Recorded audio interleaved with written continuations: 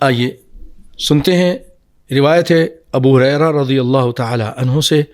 وہ کہتے ہیں کہ قال رسول اللہ صلی اللہ علیہ وسلم، نبی کائنات صلی اللہ علیہ وسلم نے فرمایا، من قال حین یصبح وحین یمسی، جو یہ کہتا ہے، جس نے کہا جب وہ صبح کرتا ہے اور جب وہ شام کرتا ہے، کیا کہتا ہے؟ سبحان اللہ بحمدہ 100 مرہ، سبحان اللہ و بحمدہ کہتا ہے 100 مرتبہ. لم یأتی احد یوم القیامت بافضل مما جاء بہ، قیامت کے دن اس سے افضل کوئی نہیں ہوگا، یعنی عام لوگوں میں جو عمل کرنے والے لوگ ہیں. الا احد قال مثل ما قال او زاد علیہ، یا کوئی اور شخص اس نے بھی اسی طرح کہا یا اس سے زیادہ کہا. اس نے 100 کہا، اس نے 150 کہا، اس نے 200 کہا، اس نے 300 کہا، تو اس سے افضل ہو جائے گا.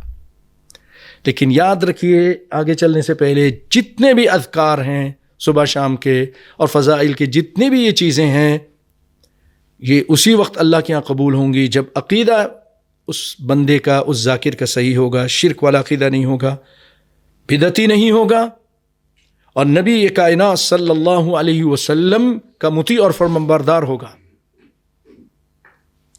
یہ بہت ضروری ہے اعمال کی قبولیت کے لیے، اخلاص ہونا اور محمد صلی اللہ علیہ وسلم کا متبع ہونا.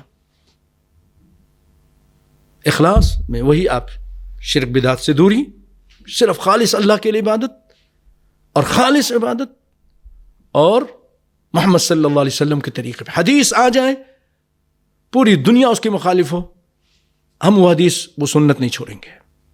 جب یہ ایمان پیدا ہو جائے تو پھر یہ چھوٹے چھوٹے عمل بھی اس کو بہت بڑا اجر دیں گے،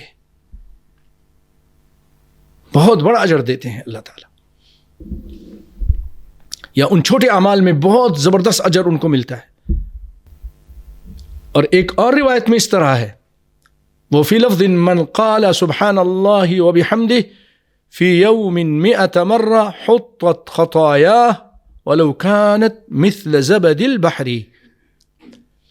جس نے سبحان اللہ بحمدہ، یعنی آپ نے ایسے کہنا ہے سبحان اللہ بحمدہ سبحان اللہ بحمدہ سبحان اللہ بحمدہ. تو اس حدیث میں ہے کہ جو شخص 100 مرتبہ یہ سبحان اللہ بحمدہ کہتا ہے، اس کے گناہ مٹا دیے جاتے ہیں، ختم کر دیے جاتے ہیں. ولو كانت مثل زبد البحر، اگرچہ وہ سمندر کی جھاگ کے جتنے ہی کیوں نہ ہو. متفق علیہ، یعنی بخاری مسلم کی روایت تھی رحمہم اللہ.